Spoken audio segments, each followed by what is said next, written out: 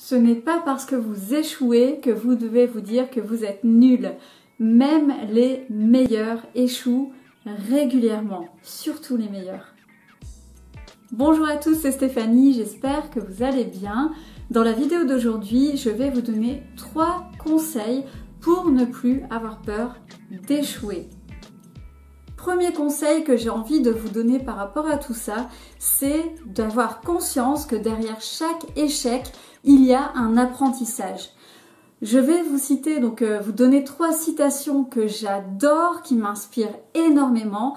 La première, c'est une citation très connue de Nelson Mandela qui est « Soit je gagne, soit j'apprends ».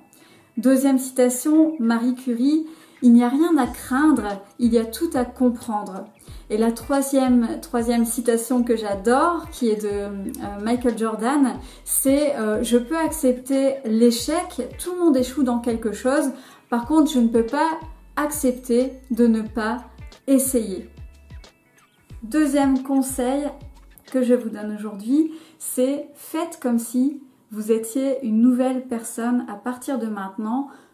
Oubliez le passé. Peu importe les échecs que vous avez eus ou comment vous avez réagi à ces échecs, c'est-à-dire probablement à chaque fois vous vous disiez que vous étiez nul, si vous manquez d'estime de soi ou de confiance en soi.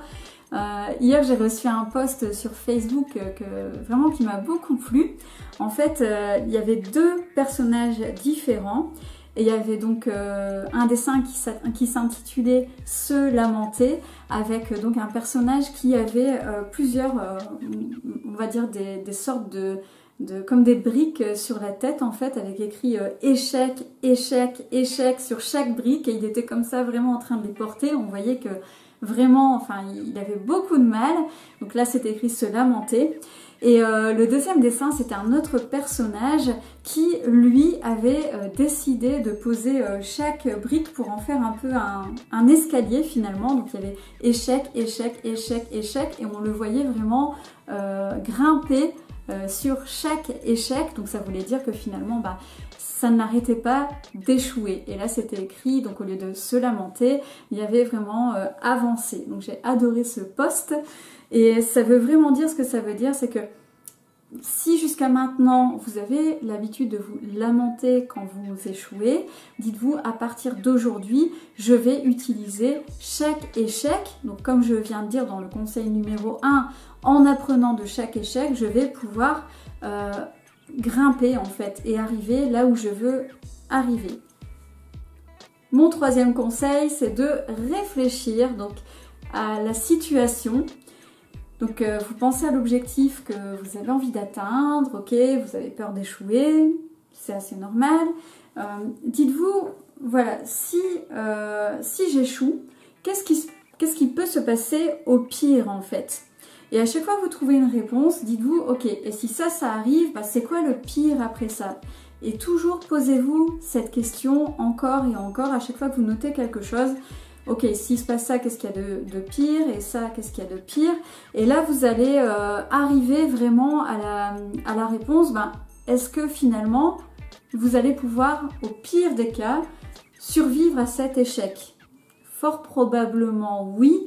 Au pire des cas, si vous avez envie de tenter quelque chose où vous devez investir de l'argent, donc je ne dis pas que c'est ce qu'il faut faire, mais peut-être que vous allez vous dire, ok, au pire, je retourne chez mes parents ou je vais dormir sur le canapé-lit d'un ami.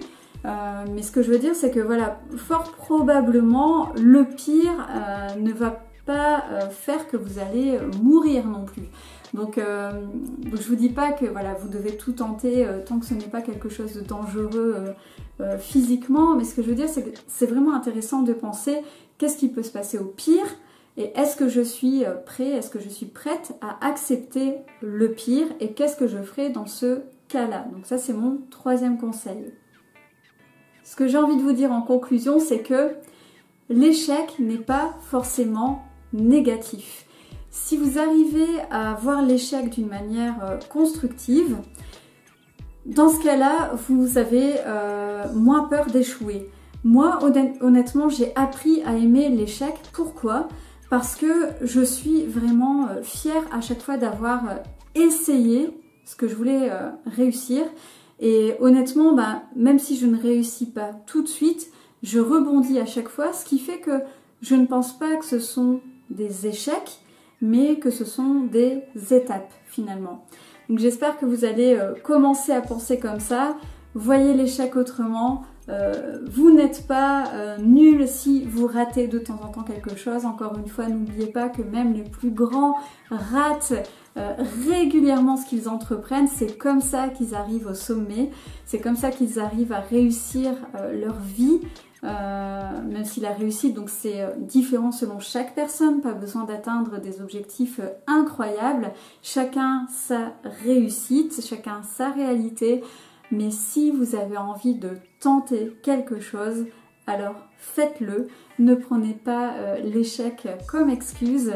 Vraiment, foncez, allez de l'avant et au pire des cas, vous pourrez rebondir. Donc je termine là-dessus. N'hésitez pas à m'envoyer des commentaires si vous en avez, si vous avez des questions. Vous pouvez aussi m'envoyer un email à l'adresse stephaniemoccoaching@gmail.com. Vous pouvez aussi demander via cette adresse votre séance de coaching découverte.